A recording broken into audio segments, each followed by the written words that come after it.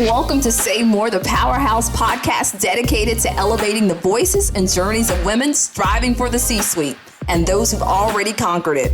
Brace yourself for candid conversations, illuminating interviews, and unfiltered insights as we delve into the triumphs, hurdles, and invaluable lessons learned along the path to success. Join us on this empowering journey where inspiration meets empowerment and wisdom reigns supreme. Get ready to ignite your ambition, harness your potential, and thrive alongside your sisters on Say More.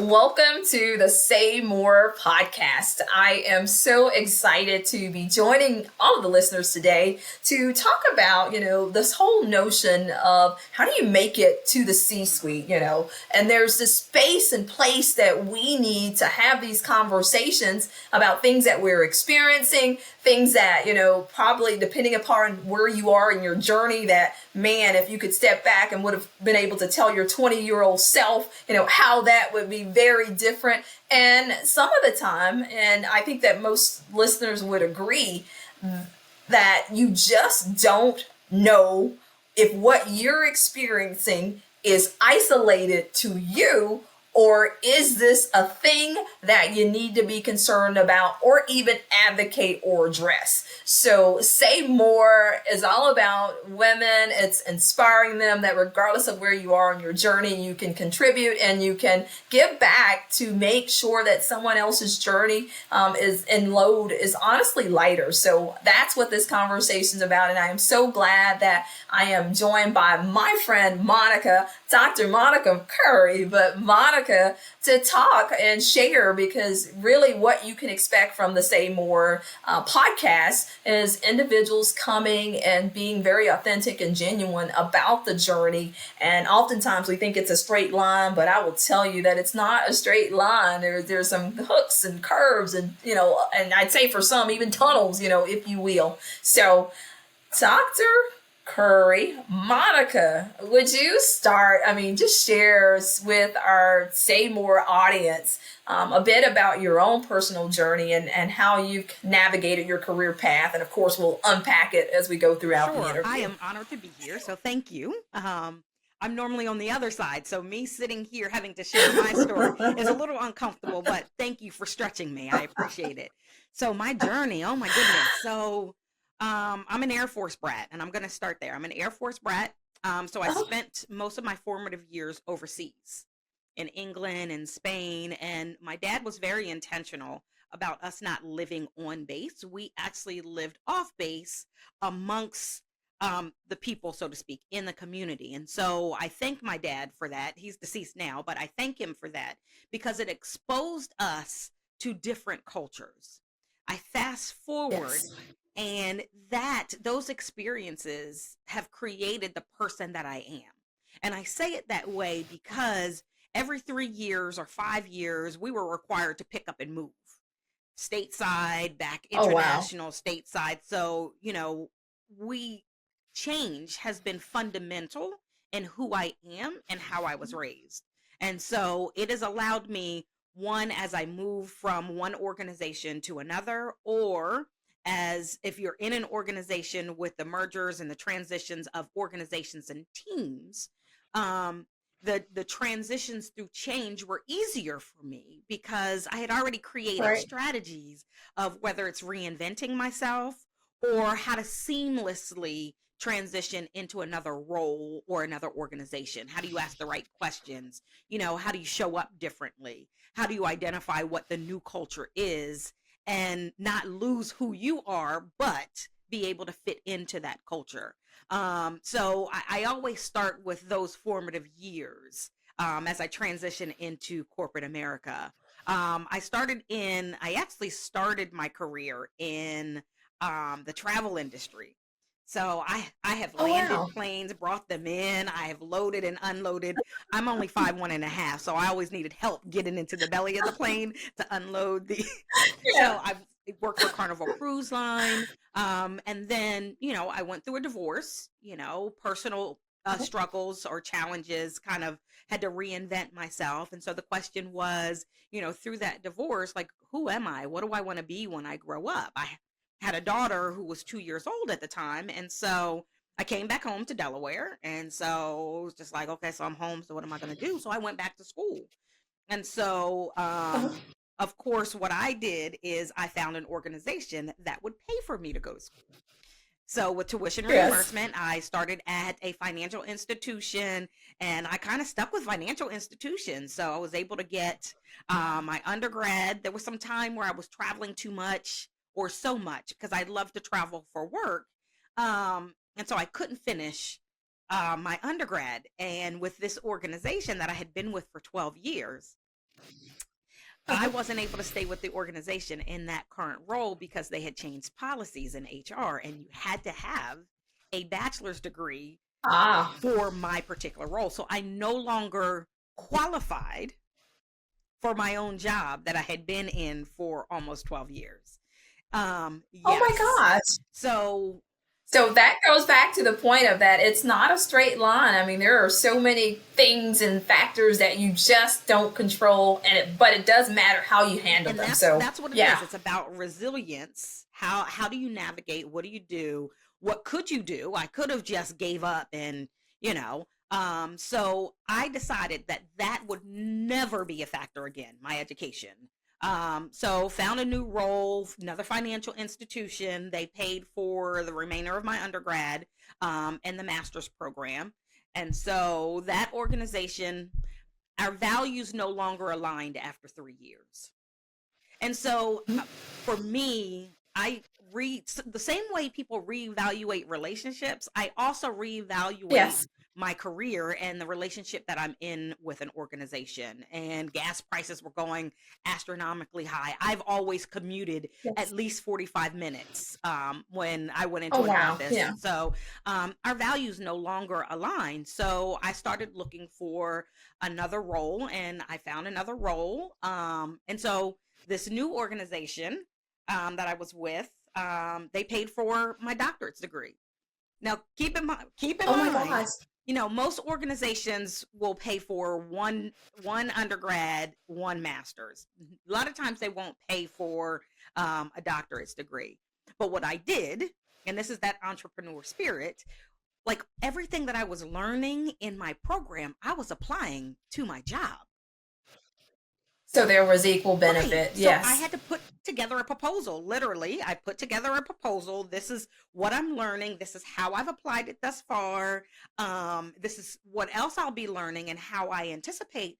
And so I proposed it, went, presented it to our CHRO. And so at that time, she was like, okay, so we'll take it from it was no longer coming from tuition reimbursement, and it came from the training budget. And so again, you got to be on your grind, as I call it, because it was just as beneficial for the organization as it was for me. And so with that, was able to get my doctorate's degree. I went through multiple certifications, and I won't even name them, but one of the key contributors to my success in the diversity space is I am a change management practitioner. I won't say the organization, but I am a certified change management practitioner. And for me, the reason why that is fundamental in just about everything I do is you talk about coaching, whether you're coaching frontline Right. leaders or executive C-suite. It's about the change in behavior.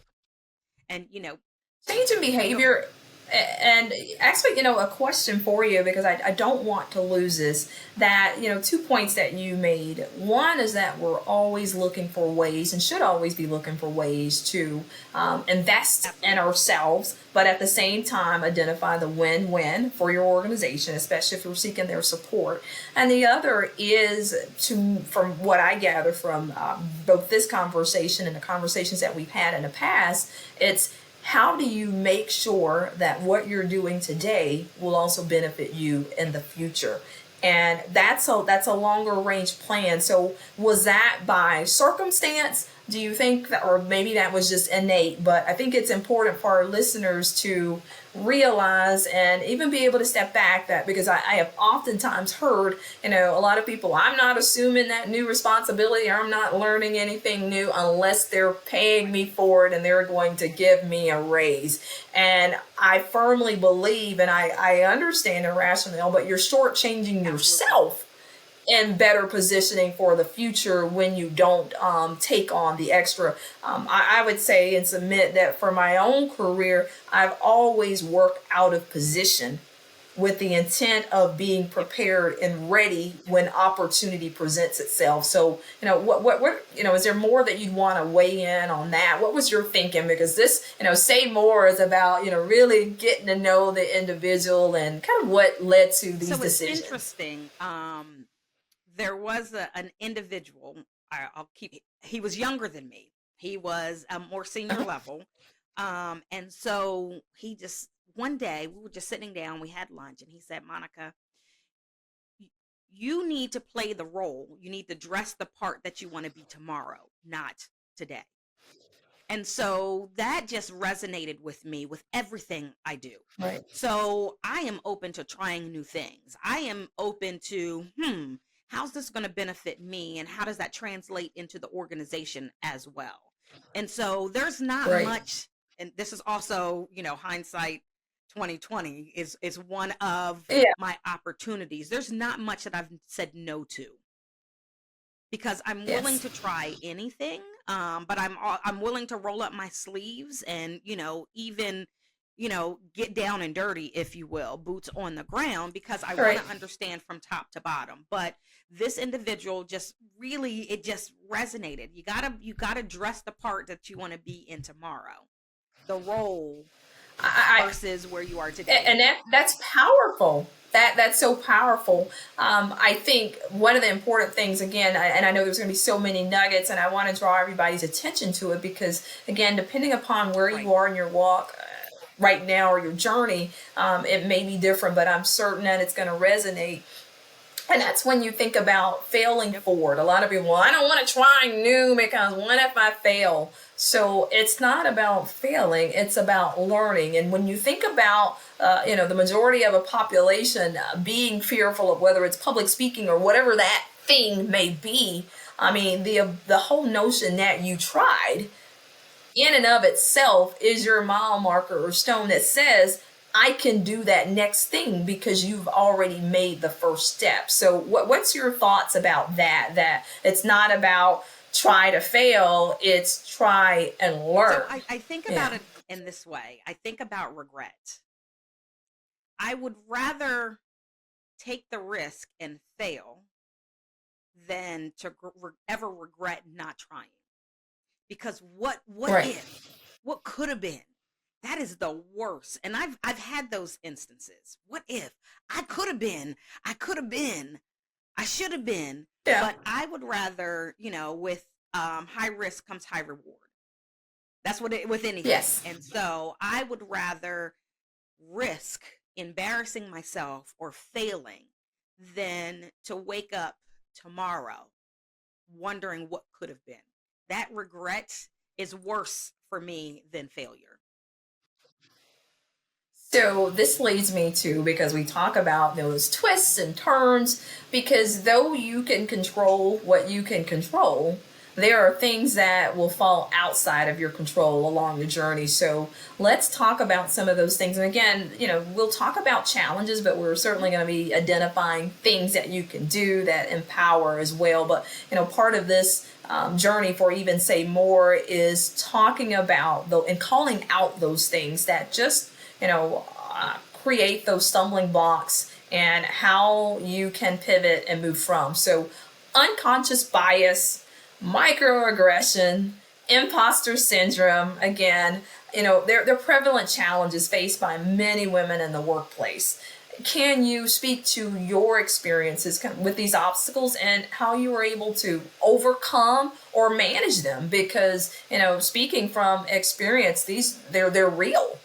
They're real, and you never can pick the time that you'll be confronted by it, but you will Right. be. Right. Yeah.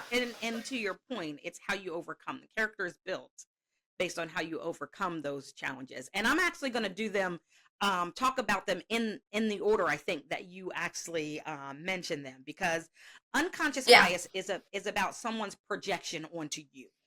So this is their mindset. Hmm. These are their values. These are their beliefs that they will project onto you. And I kind of made some notes and I went to the Webster dictionary just to make sure that we were clear on Yeah. the definition. I'll give you the true definition, then a Monicaism, as I'll call it, and how that shows Exactly. up and how I felt it. So unconscious bias is when we make judgments or decisions on the basis of our own prior experience um, with a color, race, gender. So those are our own, how we grew up and what we may have heard other people say about these individuals.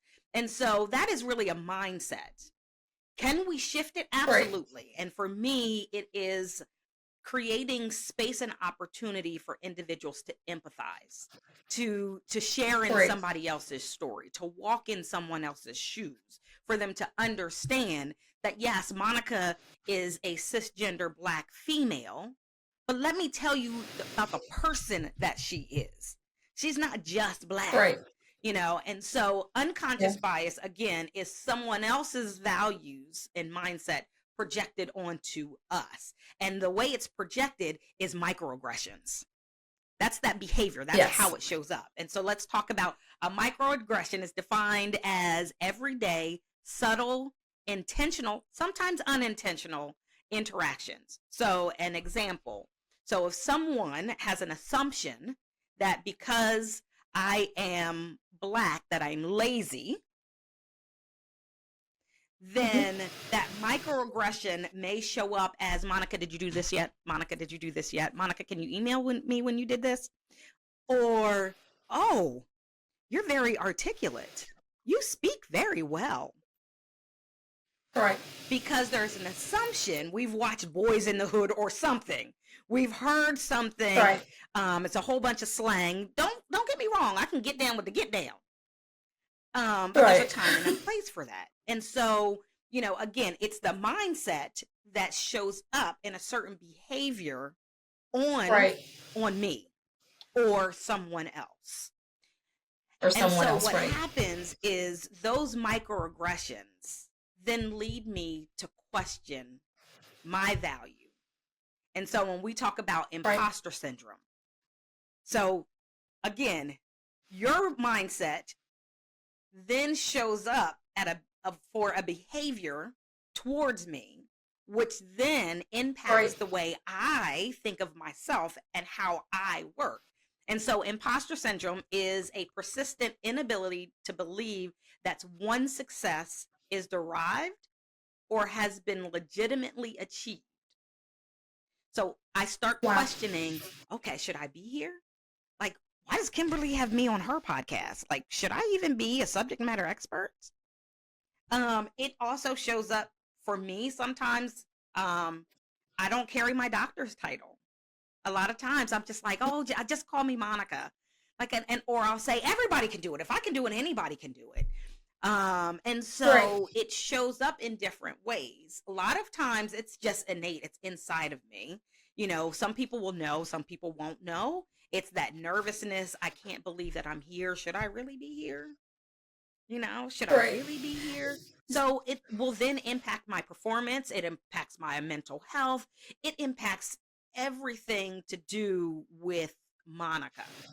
So again, it shows up in different ways. And we have found, I have a mantra: let no man or woman ruin your day. Depending on the situation and circumstance, we create those strategies to help us still maintain a level of productivity and confidence. Right. But you have that unconscious bias that's projected at you, and then those microaggressions, which creates that imposter syndrome in me. And so you've got to create that level of resilience to be able to navigate over those bumps and bruises to still be successful.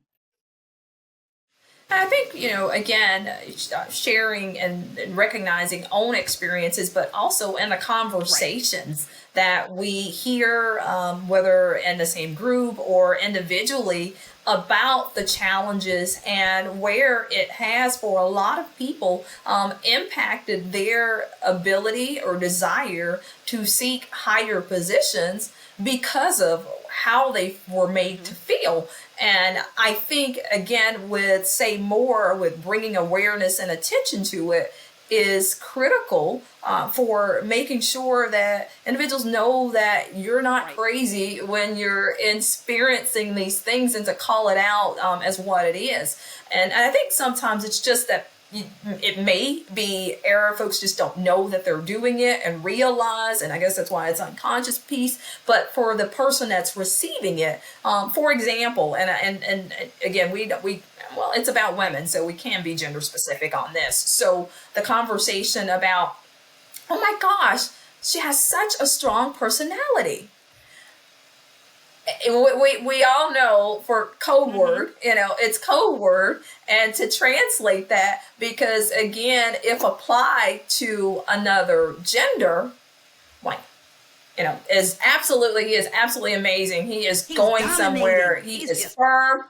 Yeah, but when applied to, and it goes against how you perceive that this person ought to present themselves and bring what they bring to the table, it then becomes a negative that oftentimes people will want you to right. own, when it's their vision that they're looking to have you minimize and fit into that box. So it's so important that, again, women, regardless of where you are in your journey, that you hear and understand that it is not a compliment to say or believe that if you would place that same conversation on Right. another gender in a positive way, but it becomes negative when you talk to Monica, because Monica, you have a strong personality. What does that say? I mean, I think, again, it goes back to continuous learning, and I'm so glad that a number of employers and industries are taking a look at this. But in the midst of this, where it's not being looked at, it's wreaking a lot of Oh, havoc. absolutely. And, I will even to take it outside of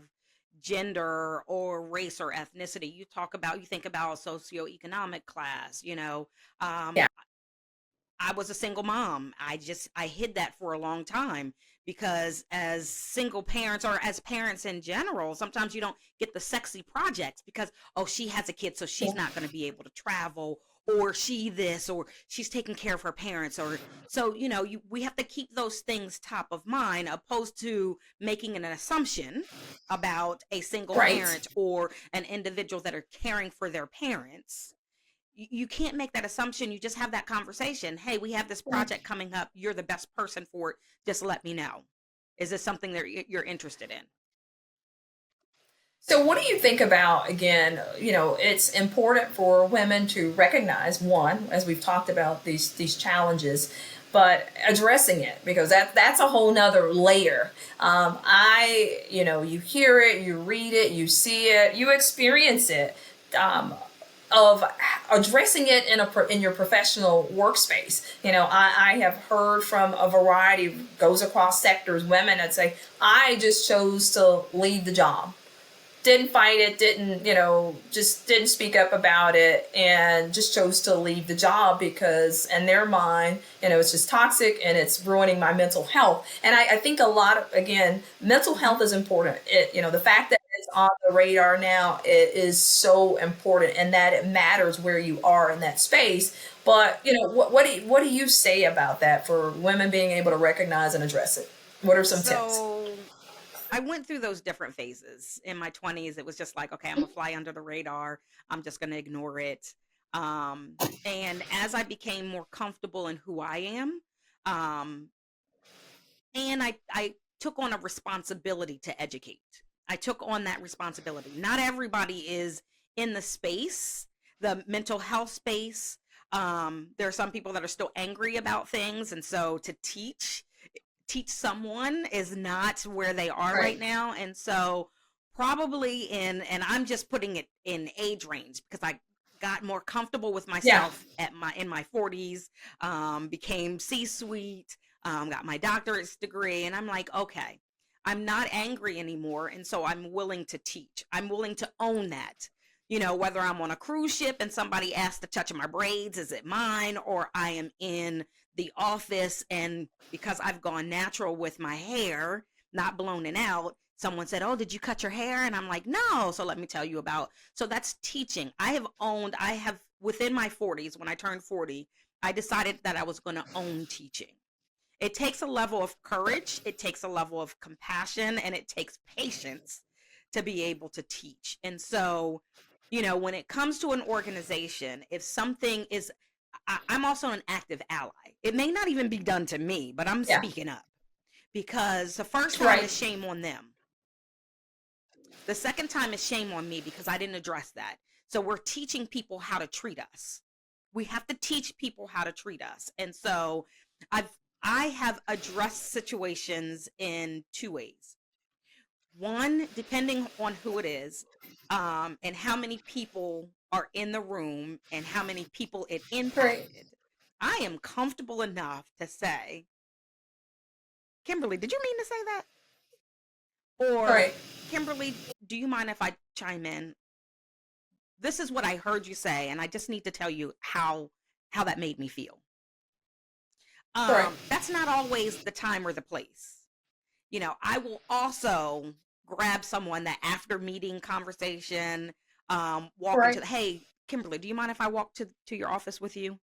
I just need, because I saw a couple of faces. I just need to share something with you.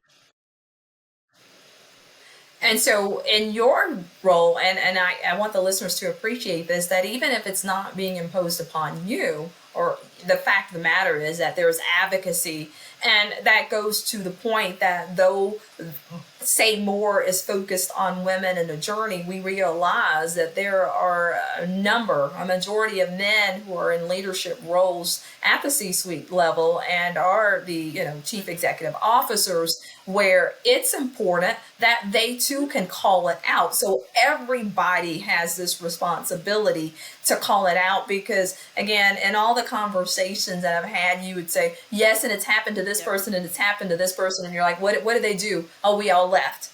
And so we all left is not advocacy, or it's not standing up for yourself. It is, and sometimes I will say that that's all you can do. Don't get me wrong, there was To one just that I save just the left. It was just like, you know what, yeah. there's no teaching, I did So all I could do. you're like, yeah. It's just Yeah. time to Yeah, go. we'll just have to Yep, leave yep, them yep, to yep, their devices on their yep. own. Yeah, let somebody else fix them. So, I'm glad that you pointed that out. When you think about microaggressions, they can have a significant impact, as you mentioned, on confidence, sense of belonging in the workplace.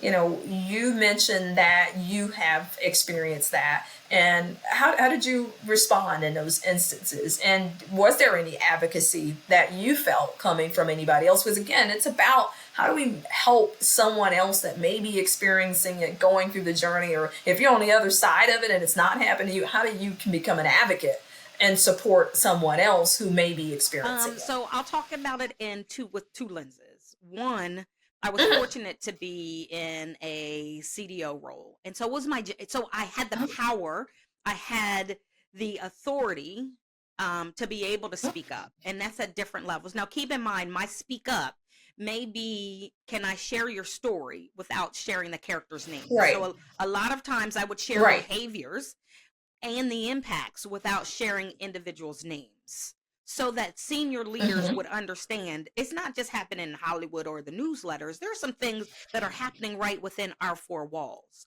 And Right. so I've gone into roles saying, and let me back up. There was a CHRO that said, as a chief diversity officer or working in the diversity Mhm. space, if you are always making people comfortable, you're not doing your job. So Right. I went into these roles saying, okay, I'm not meeting people where they are, because then that's status quo. That's not my role. My Right. role is to, now I'm not going from 0 to 100. I might go to 20 to 30 and then move. So, do you think the "am I going to get fired" thing is that more? When you talk about whether it's unconscious bias, whether it's microaggressions, imposter syndrome, is it a combination? Is it? And here's the thing: you have to ask yourself, in order for a point of fairness, would it happen if it were a different gender, different group, whatever the case may be? What's your baseline for figuring out that job related or other factors that relate Sure. And that drive I've it? Yeah. always kept a circle within the organization, a circle of trusted advisors is what I'll call them. Board of Right. directors, I've heard different terms, inside the organization Uh-huh. and external. Also keep in mind, my trusted circle, that tribe, spans the gamut in diversity. Male, female, black, white. Yes. So it spans the gamut. So there's still a lot of times that I'm like, okay, am I being too sensitive? Let me know. Just be Right. honest. Am I being too sensitive? But I've also found a way when reporting to a CHRO or someone that is a decision maker in this space, when we're talking about diversity and inclusivity, I've always come to solutioning in two ways. I'll go and tell this individual, okay, this is how I feel, because they need to know how I feel as a woman of Right. color, as a divorcee, as a single parent. Like, I need you to understand the context. This is how I'm feeling. This is how I feel. But then I can put on that logical hat and say, okay, so this is what I think we should do. Um, Right. Again, I'm able to kind of compartmentalize in this particular role. I can't say that I was always this courageous. I can't say that I was always this logical. I can't say that I could always separate the logic from the emotion.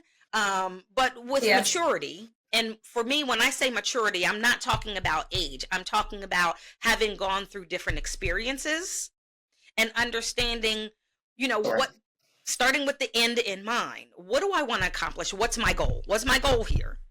Right. Always kind of that Right. logic. What's my goal here? I could be emotional and just be that angry black woman. But what am I getting from that? If I Right. demonstrate those behaviors, so I'm able. Again, I always feel that whoever it is needs to know how that behavior made me feel. But let's Right. figure out how we work through this, not only for me but for the greater good. So when you think about, and you've talked about this, mentors and having that Hmm. network or tribe, that can certainly be invaluable for helping you, someone who may be experiencing this to overcome some of these obstacles. When you think about some of the challenges that you've faced, your network, and you've talked about, has been absolutely critical. How would, or what advice would you give our listeners on coming up with that trusted tribe or group? Because for many, I have heard their stories of where it just totally backfired, and what was thought to be trusted was not so trusted. So, any tips there? Because we want to talk about the real, Yep. what happens. There's theory and Yep. there's There, reality, you're right? absolutely So, right. mhm. So so I trust but verify. So in Yes. this respect, because there's trust but verify in work and everything, but when you're talking about relationships, Yes. there's trust but verify as well. So I will tell Kimberly something and I'll wait a week to see if it comes back in some other fashion, exactly what I told her. Right. Some kind of way. Is it coming Right. back to me? So it's unfortunate that we have to do this. But I trust but I Yes. verify. And, you know, I, and it's, my circle is small. Don't get me wrong. I'm not talking about 50, 60 people. Now, do I have Yeah. friends or individuals that I can Yeah. tap into? Absolutely. But this circle is a very small circle that consists of some of my family members, because I know they will tell me, my little brother will tell me the absolute honest to goodness truth, Yeah. doesn't care if he hurts my feelings. Um, but he also has a business sense and I know he has my best interest in mind. And then I have like a Becky Corbin. So, Yeah. she's someone that I went through the doctoral program with. So I spent Right. almost 4 years with her. She Right. doesn't look like me. She comes from a different economic class than I do, but she's able to push me. She's able to give me different insight. Am I being super Right. sensitive? But I'm also able to lend her credibility in spaces that she wants to enter, whereas she's able to lend me her social capital credibility to get into places that I want to get into. And so, and it's not I'm her friend because I can get something from her, nor is it the Right. converse. It is we are great friends, and how can I help you? How can I be of service to you? I love that you pointed that out. And again, I want the listeners to embrace and to understand, because when I think about and reflect on my own, personal journey and the role of mentors, my mentors have been a different gender, Yep. have been males. They've been, white males for that, when thinking about that. And just a sprinkle there, and some black males as well, and how important that to have that trusted circle. But I think it also gives us an opportunity, because I focus in on mentoring and supporting other women, because I think when you talk about some of these challenges, unconscious bias, microaggressions, these aren't male, what we something that we're going to put in a box for men, because the same thing can happen with women versus and with other women. And so it's important that we know what it feels like with a different gender, but that we also look at and reflect that regard, depending upon the role that you're in, and even if you're front line, being able to call it out, again, of course, having tact Mm-hmm. for what it is. So, your thoughts related to just self-awareness. What are some tips that, if maybe this has not been your journey, this has not been your walk, but you are in a position to provide advocacy, you are in a leadership role, and you want to better understand, how you can avoid either doing it, being a part of it, or just making sure as an organizational leader that you are helping the organization to understand and educate. What are your So thoughts? on self-reflection, um,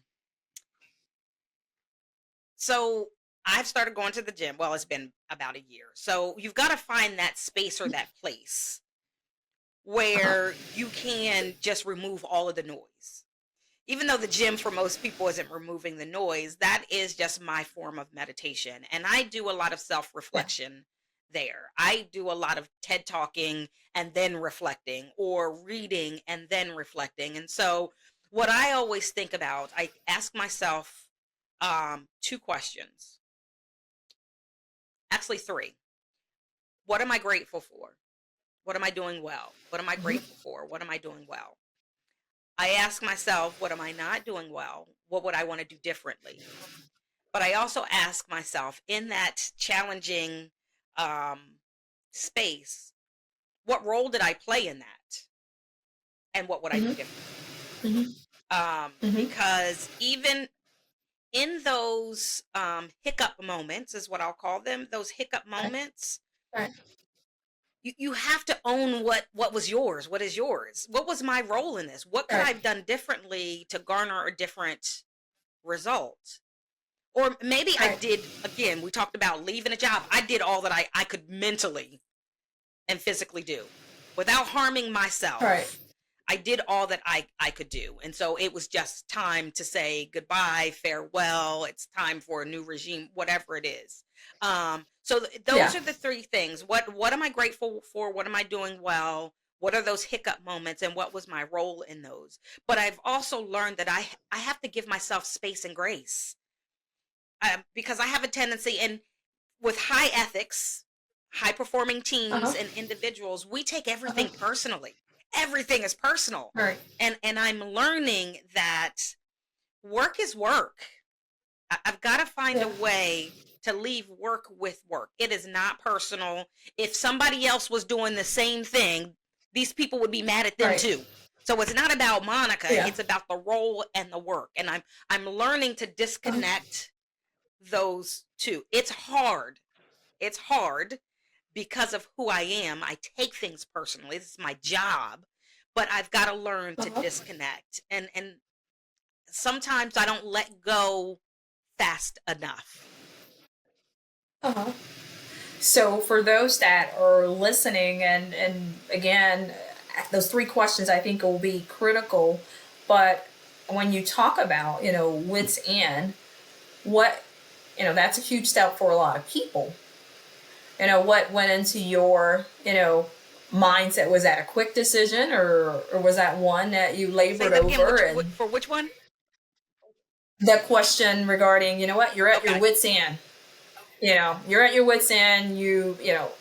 Was that something that you labored over, or was that something that was well thought out? And again, it will be different Right. for a lot of people, but I also tend to believe, just by way of conversations, that for a lot of people it's the same thing too. Your wits end. Yeah. So yeah. Hi, my name is Monica, and I have a problem with letting go.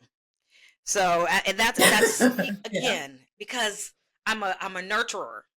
I'm an empath. I'm like, Yeah. okay, I can do this.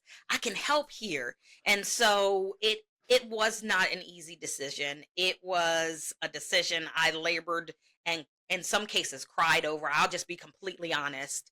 Um Uh-huh. it was I'm a failure because I couldn't, or that I decided like I was a failure. So again, all this imposter syndrome comes into play.